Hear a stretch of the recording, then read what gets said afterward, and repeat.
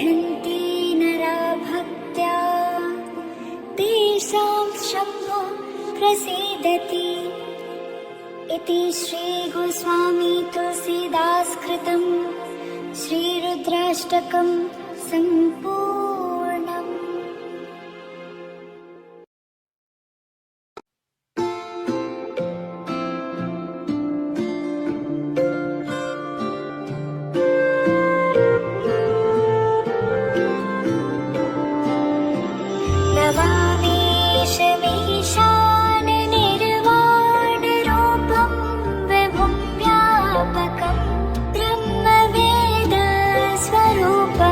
निजं निर्गुणं निर्विकल्पं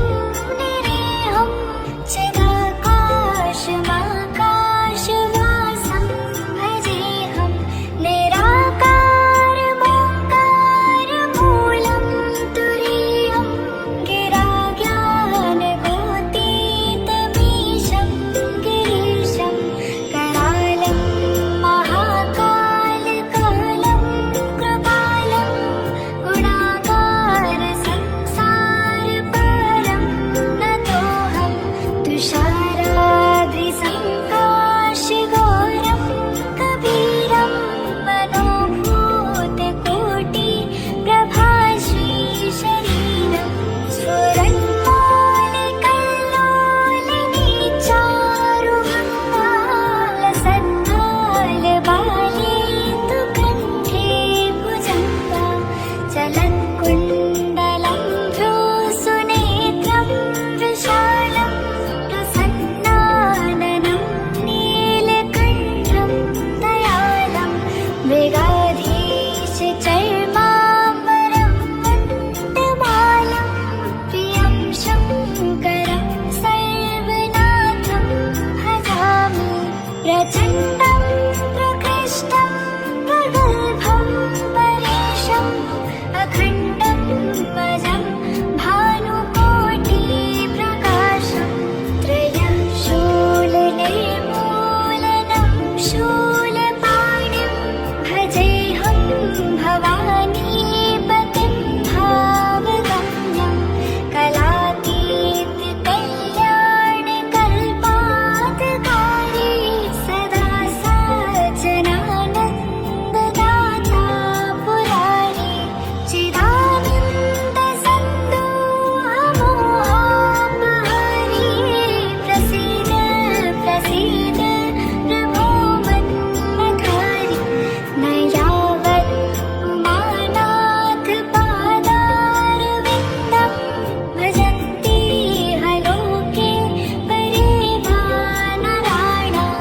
न तावत् सुखं शान्तिसन्तापनाशं प्रसीद प्रभो सर्वभूताधिवासं न जानामि योगं जपं नैव पूजां नतोऽहं सदा सर्वदा शम्भुतुभ्यं जराजन्मदुःखागतातप्यमानं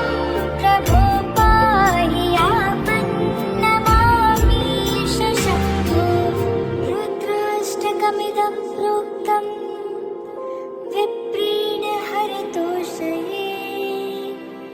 ये पठन्ति नरा भक्त्या तेषां शम्भो प्रसीदति इति श्रीगोस्वामी तुलसीदास कृतं श्रीरुद्राष्टकं सम्पूर्णम्।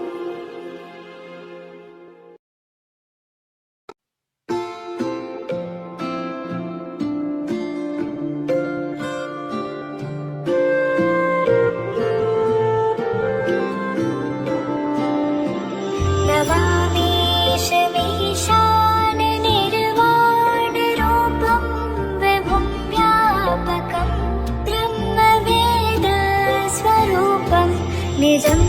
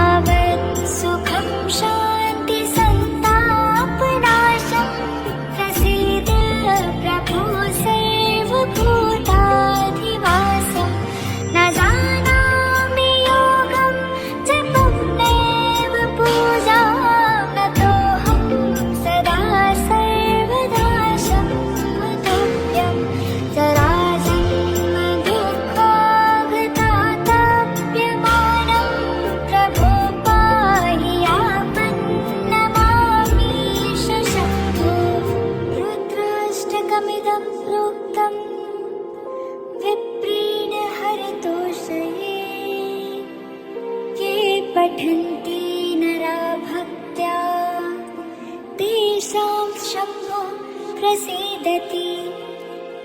इति श्रीगोस्वामी तुलसीदास कृतं श्रीरुद्राष्टकं सम्पूर्णम्।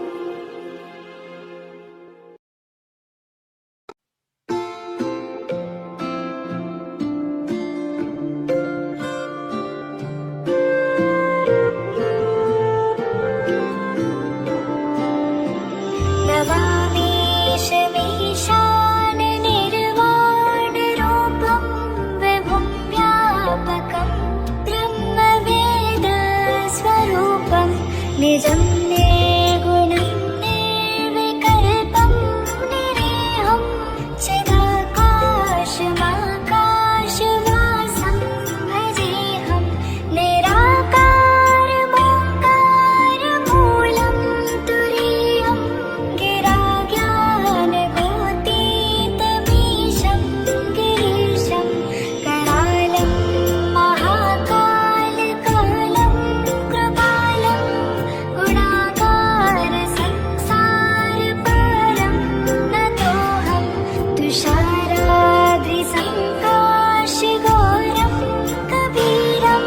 मनोभूतकोटिप्रभाश्रीशरीरं स्फुरन्मौलिकल्लोलिनी चारुमङ्गालसद्भालबाले तु कण्ठे भुजङ्गा चलत्कुण्डलं भ्रूसुनेत्रं विशालं प्रसन्नाननं नीलकण्ठं दयालं मृगाधीशचर्माम्बरं वन्दमालं प्रियं शङ्करं सर्वनाथं भजामि प्रचण्डं प्रकृष्टं प्रगल्भं परेशम् अखण्डं वजं भानुकोटिप्रकाशं त्रयं शूलनिर्मूलनं शूलपाणिं भजेऽहं भवानीपतिं भावगम्यं कलातीतकल्याणकल्पान्तकारी सदा सज्जनानन्ददाता पुरारी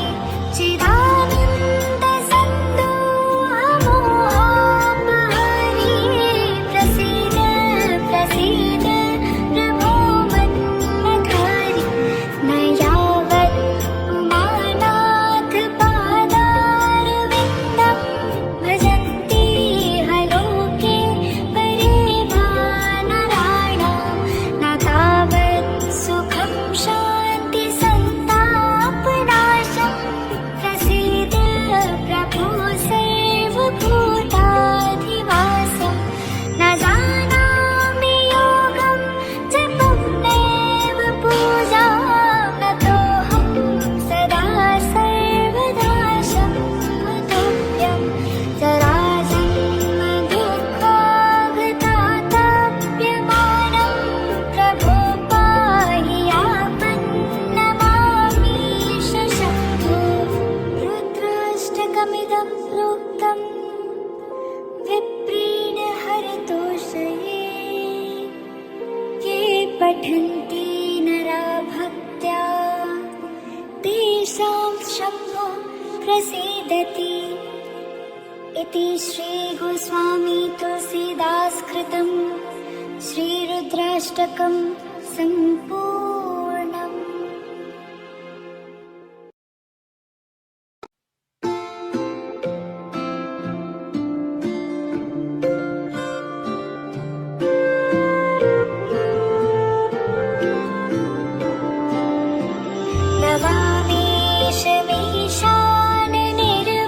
नवामीशमीशाननिर्वाणरूपं विभुं व्यापकं ब्रह्मवेदस्वरूपं निजं निर्गुणं निर्विकल्पं निरेहं चिदाकाशमाकाशवासं भजेऽहं निरा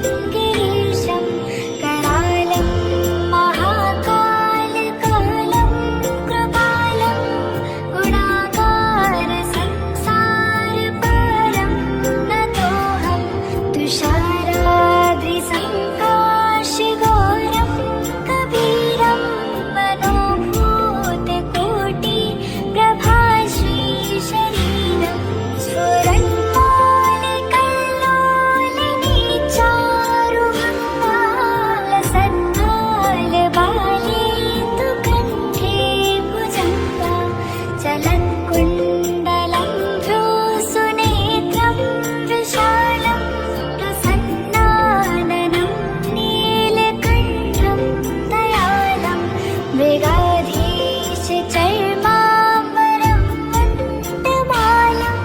प्रियं शङ्करं सर्वनाथं भजामि प्रचण्डं प्रकृष्टं प्रगल्भं परेशम् अखण्डं मजं भानुकोटिप्रकाशं त्रयं शूलनिर्मूलनं शूलपाणिं भजेऽहं भवानीपतिं भावगम्यं कलातीतकल्याणकल्पान्तकारी सदा सज्जनानन्ददाता पुरारी चिदानन्दसन्दोहमोहापहारी प्रसीद प्रसीद प्रभो मन्मथारी न यावत् उमानाथपादारविन्दं भजन्ति हलोके परिवानराणां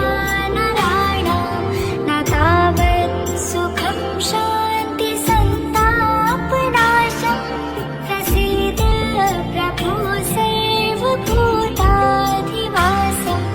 न जानामि योगं जपं नैव पूजां नतोऽहं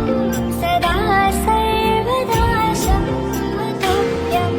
जराजन्मदुःखागतातप्यमानं प्रभो पाहि आपन्नमामीश शम्भो रुद्राष्टकमिदं प्रोक्तं विप्रेण हरतोषये ये पठन्ति नरा भक्त्या तेषां शम्भो प्रसीदति इति श्रीगोस्वामी तुलसीदासकृतं श्रीरुद्राष्टकं सम्पूर्णम्।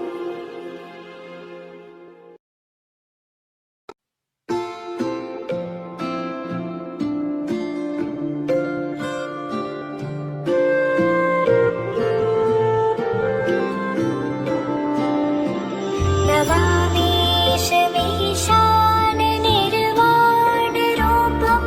विभुं व्यापकं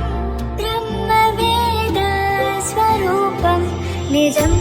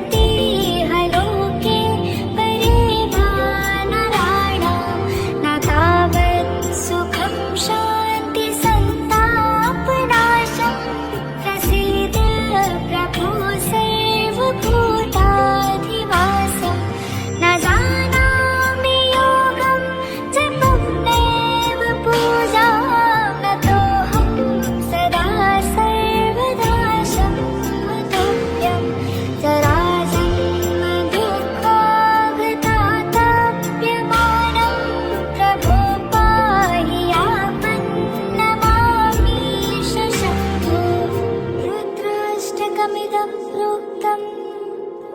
विप्रेण हरतोषये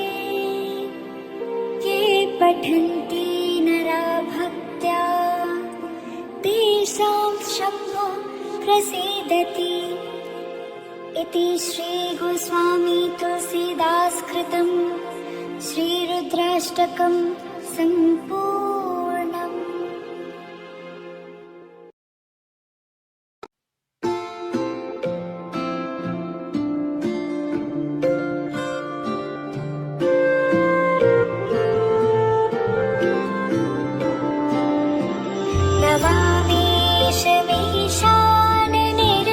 नवामीशमीशाननिर्वाणरूपं विभुं व्यापकं ब्रह्मवेदस्वरूपं निजं निर्गुणं निर्विकल्पं निरीहं चिदाकाशमाकाशवासं भजेऽहं निराकारमोङ्कारमूलं तुरीयं गिराज्ञानगोतीतमीशं गिरीशं करालं महाकालकालं कृपालं गुणाकारसंसारपारं नतोऽहं तुषाराद्रिसङ्काशगौरं कबीरं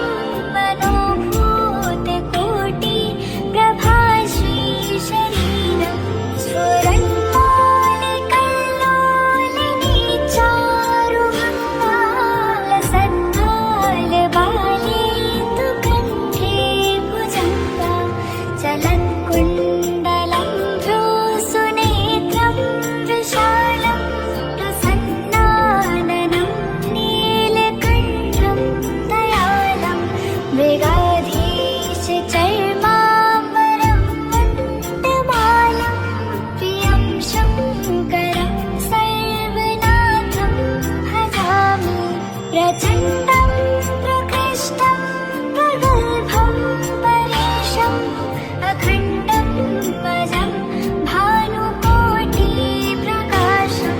त्रयं शूलनिर्मूलनं शूलपाणिं भजेऽहं भवानीपतिं भावगम्यं कलातीतकल्याणकल्पान्तकारी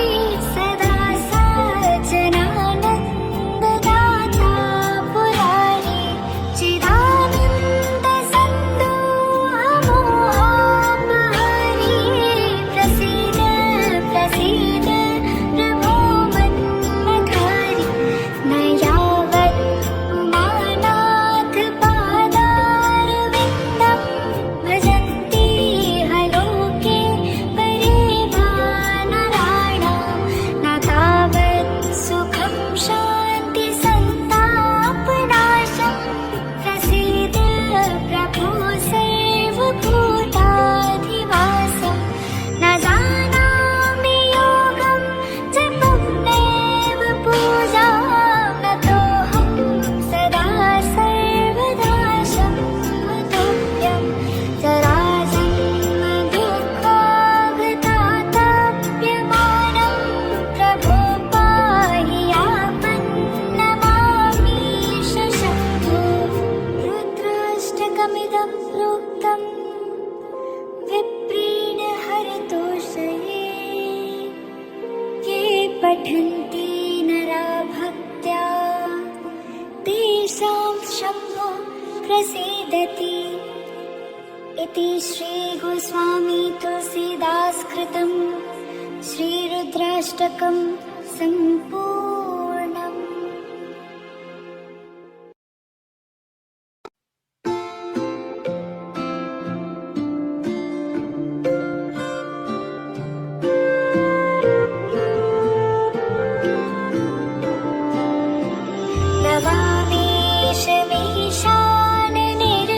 नवामीशमीशाननिर्वाणरूपं विभुं व्यापकं ब्रह्मवेदस्वरूपं निजं निर्गुणं निर्विकल्पं निरीहं चिदाकाशमाकाशवासं भजेऽहं निराकार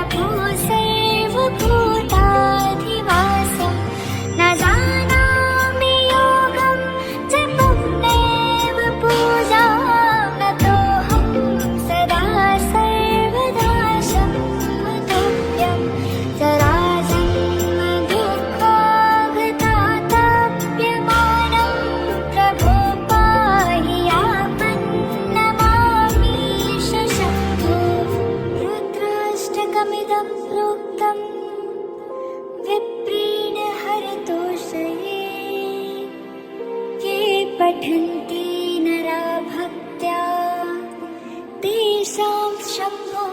प्रसीदति इति श्रीगोस्वामी तुलसीदास कृतं श्रीरुद्राष्टकं सम्पूर्णम्।